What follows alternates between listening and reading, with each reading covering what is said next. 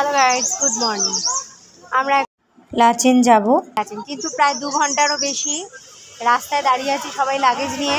এখনো গাড়ি এসে উপস্থিত হয়নি, তাই দাঁড়িয়ে আছি, এখনো যেতে পারছি না। যখন যাবো আমি তোমাদের সাথে শেয়ার করবো। টাটা। আমরা চললাম এখন লাচেন। 2 ঘন্টা দাঁড়িয়ে থেকে লাস্টে গাড়ি এলো, গাড়িতে বসে পড়েছি আমরা সবাই। পাহাড়ি এলাকায় ভীষণ নেটওয়ার্ক প্রবলেম, তাই এটা এডিট করছি বাড়িতে এসে। তো গ্যাংটকের ম্যালের সামনে দাঁড়িয়েছিলাম আমরা, ওখান থেকে তারপর ট্যাক্সি ধরেছি, পার ট্যাক্সি 200 টাকা করে। অনেকটা ডাউনে এসে আমাদের গাড়ি অবশেষে ছাড়লো। হ্যালো গাইস, দেখো আমরা একদিকে 2 ঘন্টা দাঁড়িয়ে থেকে তারপরে গাড়ি পেলাম, তারপরে হাফ রাস্তা যাওয়ার পরে গাড়ি ফেলছে, আবার সে পেছনে ব্যাক করে এসে আমাদের পেট্রোল পাম্পে এসে আবার তেল ভরছে। কই কই ও ওরা দুটো আমার এই বিদঘুটে অট্টহাসির কারণটা জানো?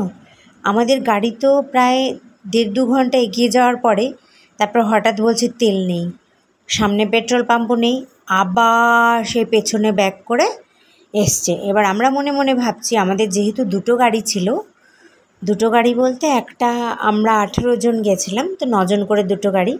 আগের গাড়িটা ভেবেছি আগে বেরিয়ে গেছে, আমরা পিছিয়ে যাব। ও মা, দেখি না সেই গাড়িটাও পেছন পেছনে এসছে, মানে 2টো গাড়িরই তেল নেই। সেই ভেবে আর এইটা বলা কওয়া করে যে খুব হাসছি, আনন্দ হচ্ছে যে শুধু শুধু আমাদেরই একা লেট হবে না, আমাদের যে আরেকটা গাড়ি ছিল সেই গাড়িটারও লেট হবে, এইটা ভেবেই আমার খুব হাসি পাচ্ছে।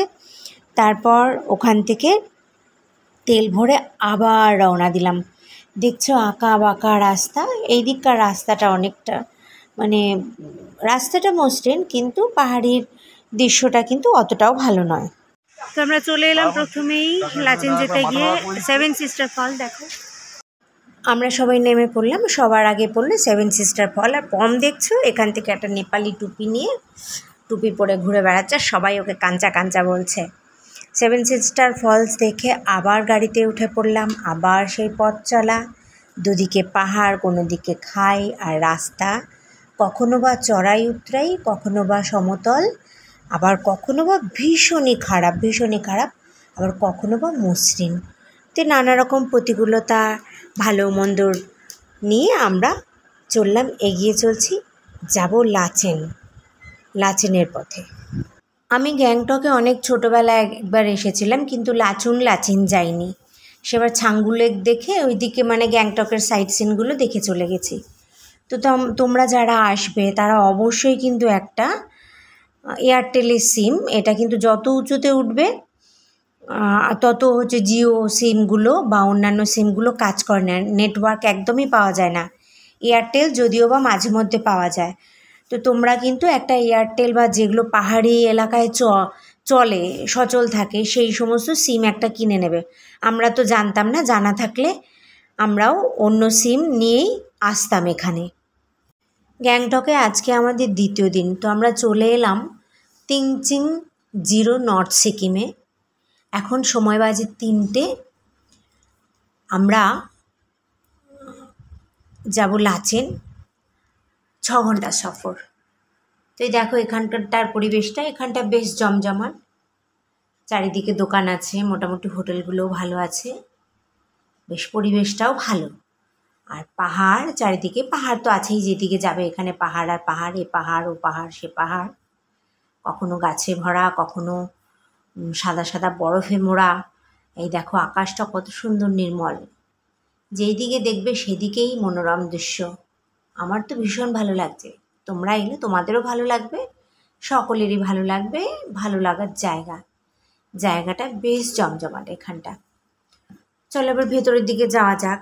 পেটে তো ছুঁচো ডন মারছে, প্রচণ্ড খিদে পেয়ে গেছে। দোকান থেকে কয়েকটা লজেন্স কিনে নিলাম, ছেলে নিয়ে নিল ওই তোমার চিকলেট। তো এখানে দেখতে পাচ্ছ ওই র্যাকের মধ্যে সব বোতল সাজানো, আর এদিকে লাইন, লম্বা লাইন। মানে এখানে বুফে সিস্টেমে খেতে হবে, কিন্তু খাওয়ার আগেই আমাদের একটু সেই চলে এসেছে, তো আমরা চলে এসেছি সেখানে। দেখো তার পেছন দিয়ে ভিউটা কত সুন্দর, আর এখানে কত বড় লম্বা লাইন।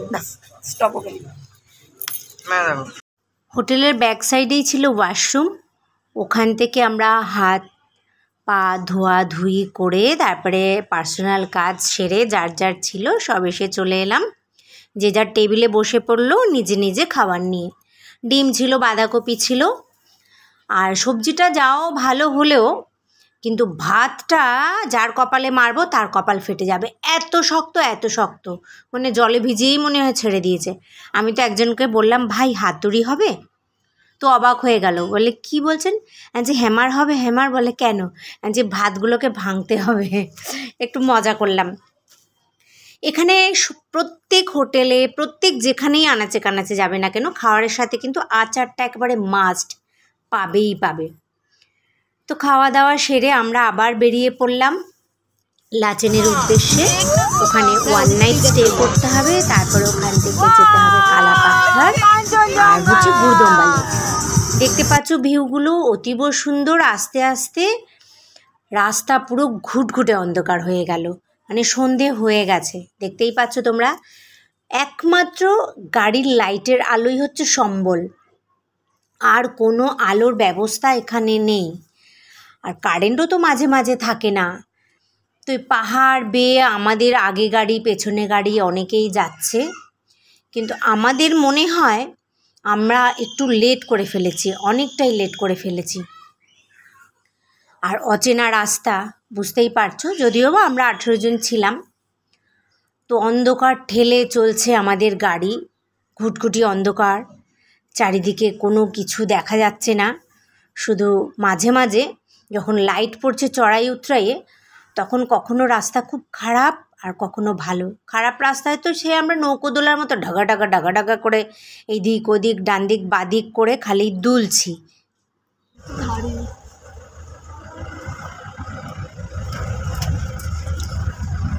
মাঝে মাঝে রাস্তার অবস্থা ভীষণই খারাপ, তবু আমাদের যে পাইলট রয়েছে উনি ভীষণই ভালো, তার হাত মোটামুটি এইদিক সেদিক বাঁচিয়ে ঠিক ক্রস করে বেরিয়ে যাচ্ছি আমরা, কোনো অসুবিধাই নেই।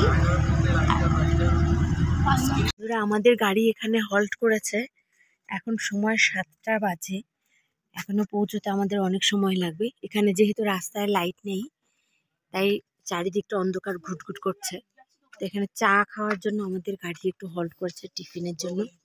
আর আকাশে অসংখ্য তারা, যেটা আজকাল আমরা কলকাতা থেকে দেখতে পাই না, কিন্তু এখানে এসে অসম্ভব মানে সৌন্দর্যতার প্রাকৃতিক দৃশ্য বহন করছি, কিন্তু এইটা ক্যামেরায় দেখাতে পারছি না আমি।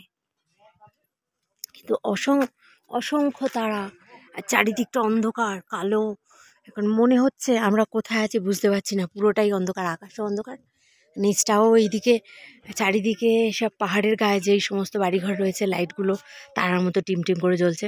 মনে হচ্ছে আমরা মানে মধ্যাকর্ষণে আছি, ও নিচেও তারা জ্বলছে আর উপরেও তারা জ্বলছে। অসম্ভব সুন্দর নিদর্শন আমরা দেখতে পাচ্ছি। কিন্তু ওপরে দেখা যাচ্ছে না, উপরে তারা দেখা যাচ্ছে না, কিন্তু খুবই সুন্দর লাগছে। তোমরা যারা আসবে তারা এলেই আনন্দটা উপভোগ করতে পারবে, নচেত আমি তোমাদের দেখাতে পারছি না, দুঃখিত। আর আমাদের টিমের তো কেউ কেউ বমি করে একদম উপকাত হয়ে গেছে। চলো আমাদের অন্য গাড়ির হালচাল জেনে আসি, কেমন আছে ওরা। সব হালচাল ঠিক হ্যায়? सभी तो ठीक है, मुझे निकल है पर नहीं निकल पा रहा हूँ। कौन 7 बार बॉमी किया है? वो अभी ठीक है तो तब ठीक है, गाड़ी चलेगा फिर अच्छा नहीं रहेगा, अभी अच्छा है। ओ तो गाड़ी को बोलो वो नहीं चला के ठेल ठेल के लेके जाए। 7 बार बॉमी किया है, सुबह में चना और दाल और पूरी खा के सब निकल गया। उससे ही निकल गया। भात चावल भी नहीं खाया, लड़की भी नहीं खाया, हम भी नहीं खाया। ওই দেখো तभी से चल ही रहा है ऐसी गाड़ी। একটু ঠান্ডা লাগা শরীরে, ঠান্ডা লাগাবো, বাইরে বেরবো? লাগা বেরো। কি খাচ্ছিস? যে আমার ভাইকে খাওয়াই। বাবু খাও, চুপ খাও, আর তো যা চুপ খাও। জল দাও। আমার গপু ভাইকে চিপস খাইয়ে নিলাম। চলো এরপর আবার দেখা হচ্ছে পরে। এখনকার তাপমাত্রা 13 ডিগ্রি সেলসিয়াস, আর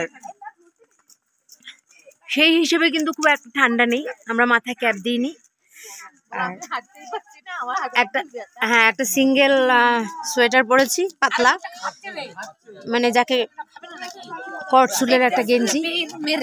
খাবো কি অন্ধকারে তোমাদের দেখাতে পারছি না, এইদিকে ধস নামার কারণে আর বর্ষা হয়ে যাওয়ার কারণে রাস্তায় আমাদের গাড়ি একটা ডেবে বসে গেছে। এখন তাকে তোলার জন্য আমাদের একটু সময় এখানে ব্যয় করতে হলো। দেখো কিছুটা তোমাদের দেখাতে দেখি অন্ধকারে, আর তার মধ্যে হঠাৎ করে চারিদিকে পুরো অন্ধকার হয়ে গেছে, ঘুটঘুটি অন্ধকার দেখতে পাচ্ছ, পুরো সারা পাহাড়ের লাইট পুরো লোডশেডিং হয়ে গেছে। দেখি বাবু রাস্তাটা একটু দেখাই, এদিকে দেখ, এই যে কাদা কাদা রাস্তাটা। এবার আমরা প্রায় কাছাকাছি চলে এসেছি, আর বেশি দেরি নেই, এটা ড্রাইভার দাদা বলছে। তো অবশেষে অনেক ভয়কে জয় করে আমরা পৌঁছালাম লাচেন হোটেলের সামনে। এখন বাজে রাত 12টা, যেখানে 6 ঘন্টায় পৌঁছানোর কথা সেখানে 12 ঘন্টা। ডিনার সারার পরে আমি আর ছেলে হয়ে গেলাম অনাথা, আমাদের রুম নেই। তারপর লাইকে ভুতুড়ে বাড়ি, এমন একটা বাড়িতে আমাদের নিয়ে গেল, জল নেই কল নেই, জনশূন্য। সেখানে তো আমি রেগে গিয়ে বললাম সারা রাত রাস্তায় থাকবো, তবু ওই বাড়িতে যাব না। অনেক রাত হয়েছে, আজকের ভিডিওটা এখানে শেষ করছি, আবার দেখা হচ্ছে কালকে বাকি কথাটা বলবো। টাটা।